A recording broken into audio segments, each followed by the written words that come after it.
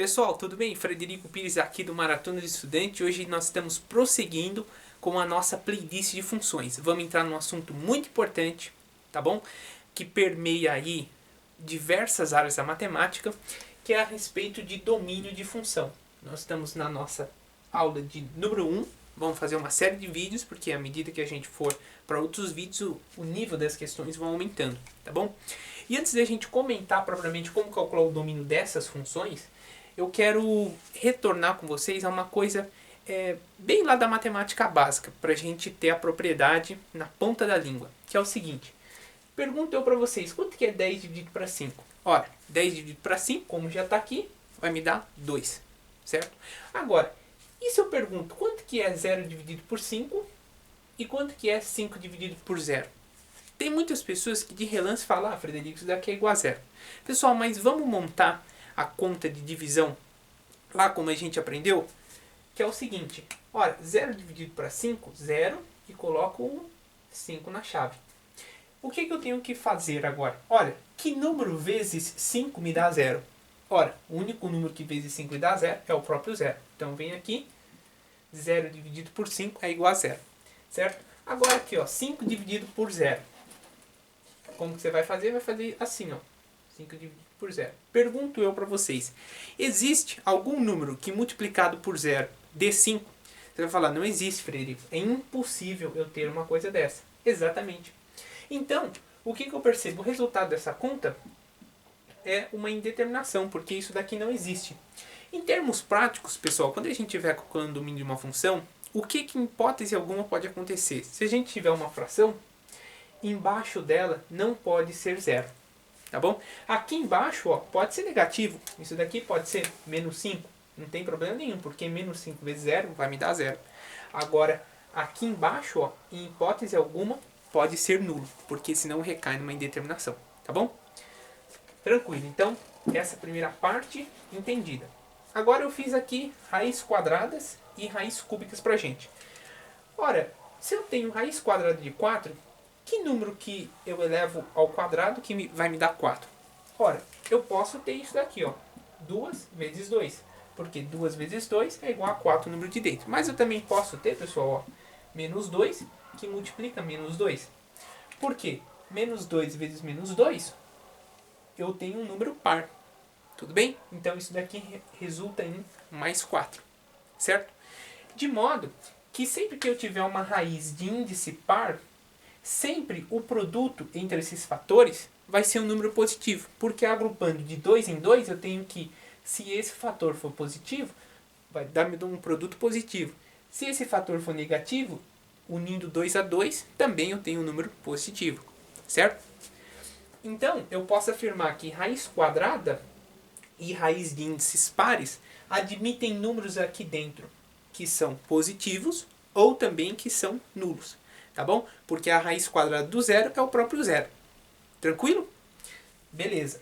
Agora, se eu faço raiz cúbica de 8, eu posso ter 2 vezes 2 vezes 2, certo? Então, 2 vezes 2 é 4 vezes 2, me dá 8, é o número que está aqui dentro.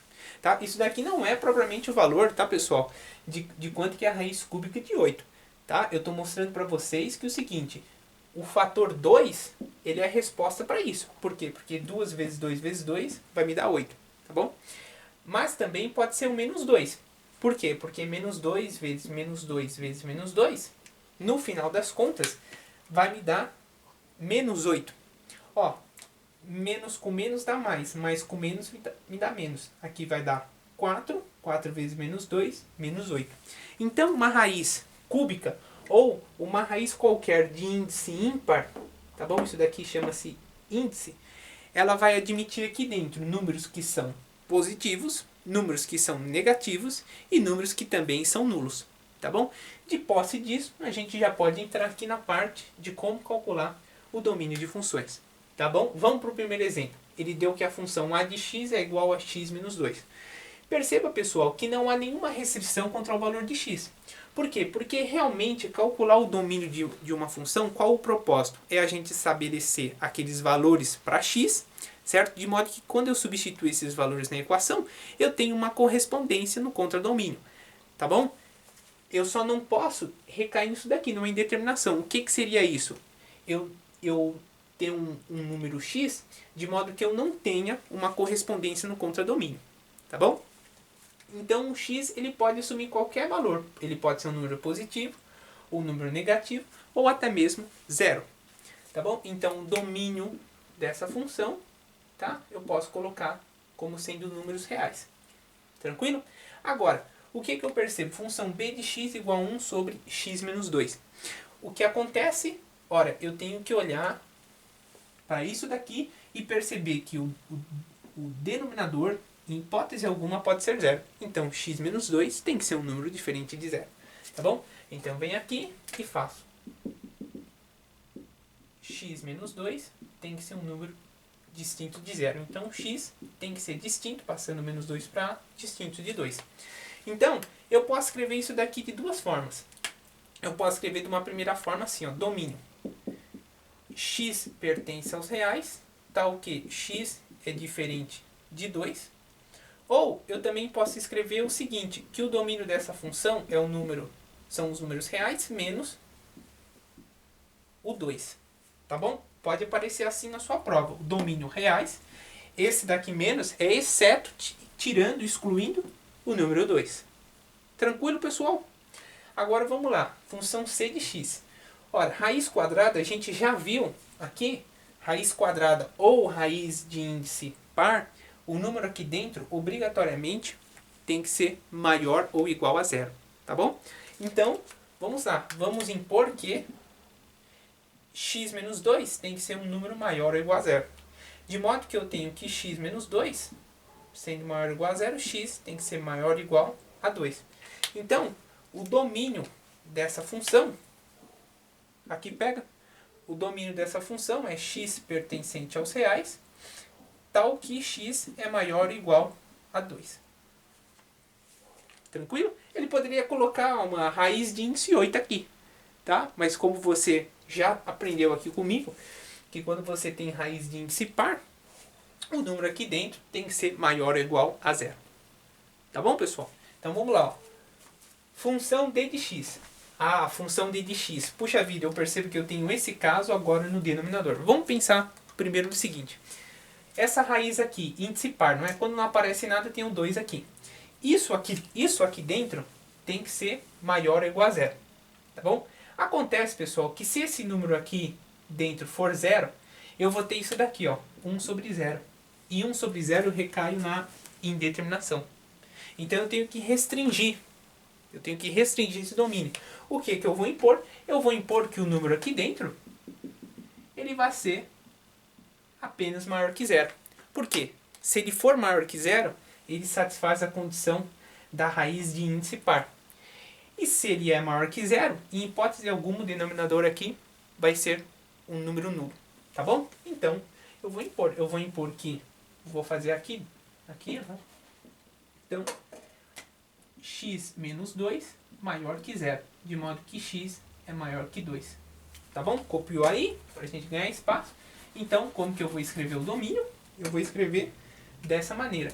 Domínio é igual a x pertencente aos reais, tal que x é maior que 2. Legal? Agora, estamos diante aqui da função e de x. Raiz cúbica de x menos 2.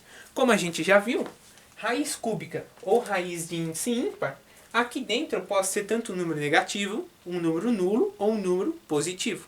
Tá bom? Então, na verdade, x pode assumir qualquer valor. Porque se eu substituir um valor, por exemplo, de 3, 3 menos 1 dá um valor positivo. Se eu substituir x igual a 2, 2 menos 2 dá 0.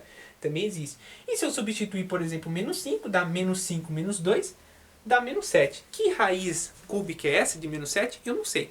Mas não tem problema. Então, vamos impor que domínio é igual ao conjunto dos reais. Tranquilo? E aqui, pessoal, o item F, para a gente fechar essa primeira parte de função, eu vejo que eu tenho uma raiz cúbica aqui no denominador. Mais uma vez, vamos pensar primeiro na condição de existência da raiz cúbica. Esse número aqui de dentro pode ser um número negativo, positivo ou um número nulo.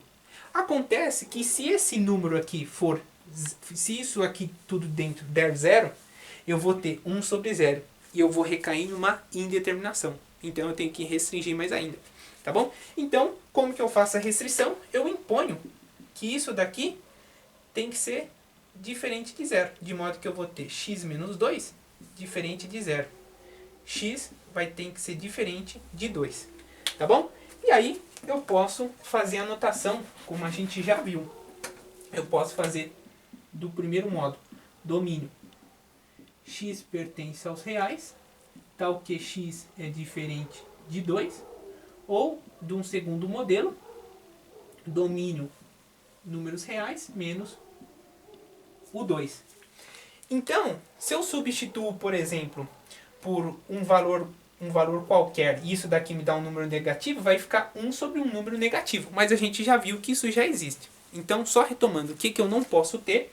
Eu não posso ter, em hipótese alguma, o denominador de uma fração igual a zero. Tá bom, pessoal? Então essa foi a nossa primeira aula de domínio de funções. Espero que tenha aproveitado. Vimos uma série de exemplos, tá bom? E não perca as nossas próximas aulas, onde vamos ver exercícios mais desafiadores. Conto com vocês para curtir, compartilhar o vídeo, deixar qualquer comentário, dúvida e também entrar no nosso Instagram, que o link se encontra aqui na descrição do vídeo. Um forte abraço e bons estudos!